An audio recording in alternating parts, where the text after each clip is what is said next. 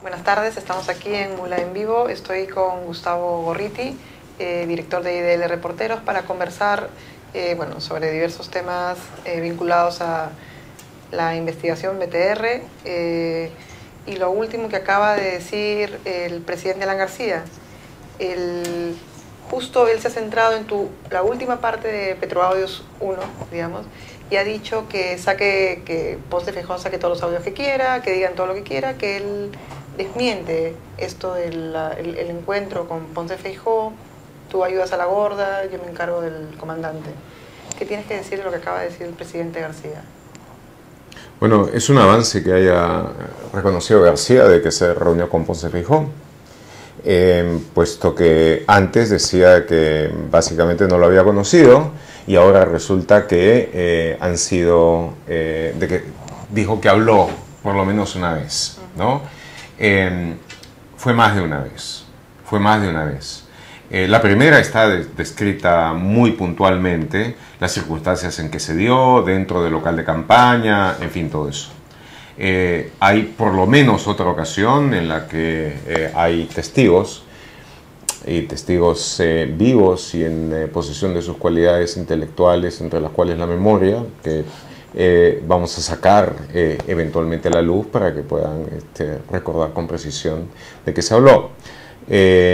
Había gente asustada antes que prefería mantenerse en la discreción y en el silencio, pero me imagino de que ahora ya van a haber perdido algo del susto.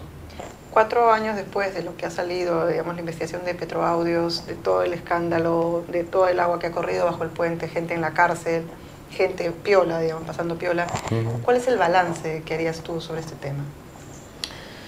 Es diría yo, si tuviera que definirla en pocas palabras, diría que es la expresión de la picaresca del siglo XXI.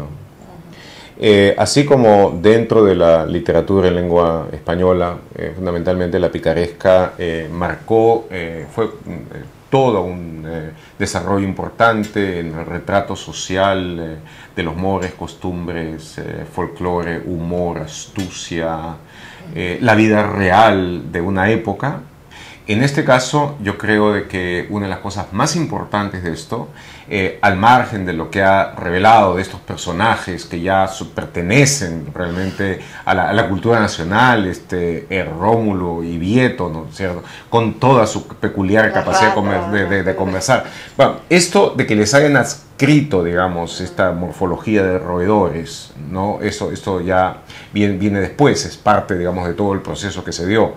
Pero todavía la gente, digamos, no ha escuchado, solamente ha escuchado parte de los diálogos que hay, y son dos personajes muy pintorescos que han salido. Pero por supuesto, estos personajes, por el hecho que entre otras cosas han sido captados en líneas fijas, ¿no es cierto? Y digamos por los maestritos de tal service de Telefónica, realmente solamente insinúan parte de todo lo que se está cocinando. Entonces, en el fondo, esta es una especie de diálogo de bambalinas que va contando lo que sucede en una suerte de escenario oculto, ¿no? Entonces, dos tipos que están en la cosa, que están en la onda y que hablan en forma figurada, en forma pícara, en forma maliciosa entre sí y recordando anécdotas, novias, novios, quiebres, y que los van diciendo en la forma, de nuevo, en la forma más maliciosa y algunos ya rozando el soft porn por determinados momentos, pero que a lo que se refieren es a cosas que no salen, porque están en la bambalina, ¿no es cierto? Pero que te permite entender de que hay una suerte de escenario sin público, en donde están realmente pasando cosas. De tal manera que, para decirlo en pocas palabras, esto es una insinuación, es una suerte de insinuación, es casi un entremés respecto a los grandes casos de corrupción que todavía hay que investigar. Entonces, ha habido otro factor que yo creo que es importante en esto. La anécdota de los roedores, de Vieto y de Rómulo, finalmente ha servido y ha ayudado a los corruptos, de verdad. ¿Por qué? Porque los ha convertido en la encarnación de la idea de la corrupción y los ha convertido en una suerte de pararrayos, cabeza de turco, no chivos expiatorios, digamos en este caso, sino roedores expiatorios, ¿no es cierto?, donde caen todas las especies de maldiciones y el disgusto terrible de la gente ante la corrupción, y eso, digamos, ha permitido de que los que son realmente los corruptos en escala industrial, los realmente capaces, puedan hacer su trabajo tranquilos, y de vez en cuando hablando sobre moralización también. La frase de ratas fue, ¿no?, de García, los 2 horas o 3 horas de que había salido en sí, poder, pues, ¿no? sí, pues, sí. Y naturalmente eso yo creo de que ha ayudado muchísimo, el que después todo el mundo los haya puesto, ¿no? Las ratas, rata para arriba y rata para abajo, y el hecho, de nuevo, de la dimensión folclórica que tienen estos, yo creo que ha ayudado muchísimo para que después haya podido darse mucha corrupción, teniéndolos a estos adentro, teniéndolos a estos y pudiendo hablar un montón de cosas y llena de equívocos y de mentiras, y de juegos de espejos, de ilusionismo y todo esto. Rómulo León está en la cárcel. ¿Está correctamente en la cárcel este personaje? No, ya lleva... mira, ¿tú elegirías a Rómulo como presidente de la PAFA de tu colegio? No. ¿Cierto? Quizá no le encargarías a Vieto tampoco que vea los asuntos legales de la dicha PAFA, ¿verdad? O que se encargara del capítulo local de Boy Scouts. No creo que sería el caso. Pero en el caso de Rómulo León lleva 3 años adentro. Lleva virtualmente 3 años. Entiendo que todavía no hay una acusación fiscal. El caso ha sido declarado complejo, es cierto. Y lo que es absolutamente claro es de que la primera parte de la investigación anticorrupción fue infame, pésimamente hecha. Entonces, entiendo que ahora están tratando de reconstruirlo, pero el hecho concreto es de que se han pasado todos los plazos sin llegar a nada que sea realmente concreto y que justifique aquello. Entonces, bueno, había muchas cosas que investigar y que investigar de verdad. No han sido investigadas ni de verdad ni a media mentira tampoco. Entonces, de nuevo, yo creo que ha tenido todo esto un cierto efecto histriónico. El mantenerlo ahí, porque él encarna el mal. Claro. Él es el cable a tierra, si tú quieres, o el pararrayos, como lo desees. De manera de que el haberlo tenido en la cárcel ha sido, diría yo, básicamente ventajoso para los corruptos de verdad. Y afuera, digamos, los que están pasando, digamos, que no han sido llamados por la justicia ni a declarar todavía, ¿qué papel cumplió o qué papel tenía el premier Jorge del Castillo, Hernán Garrido-Leca, en esta entramado que salió? Yo creo de que son muchas cosas que hay que investigar. O sea, hay indicios, los puedes llamar interesantes, los puedes llamar preocupantes, ¿no? Pero sin duda, indicios que son más que dignos de investigarse. En todos, y no solamente ellos dos, varios otros más. Pero lo que es responsable es no pronunciarse, no salir con teorías, ni mucho menos con conclusiones anticipadas, antes de por lo menos haber tenido una investigación adecuada. Lo único que puedo decir es que cuando en el futuro se pueda hacer alguna auditoría mínima entre los ingresos perceptibles y seguramente comprobables de esas personas, y el nivel de vida que han tenido, y de otro lado los ingresos formales que tienen, se va a ver de que en muchísimos casos no hay una pequeña diferencia, hay una inmensa diferencia, ¿no? Es el Gran Cañón del Colorado, en cuanto a la diferencia que hay, y eso solo debería ser el comienzo de una investigación a fondo. Tienes tanto, te mueves tanto, gastas todo de esta manera. ¿De dónde lo sacaste? ¿De dónde lo sacaste? ¿Cómo lo hiciste?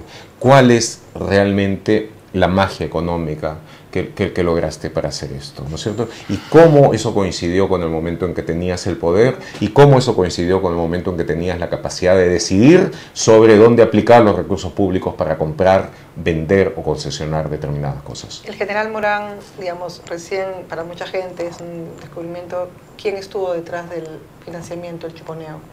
El Grupo Gloria es uno de los que está vinculado al financiamiento de lo que fue BTR. Lo que el general Morán ha dicho en las entrevistas que ha dado a IDL Reporteros y algún otro medio, me parece, después, es que en el diálogo que tuvo con Giselle Gianotti, cuando ella cooperaba mucho con ellos al comienzo, un poco tiempo después de ser arrestada, ella mencionó que claramente que esto había sido, muchas de estas cosas habían sido movidas por, entre otros, el grupo Gloria.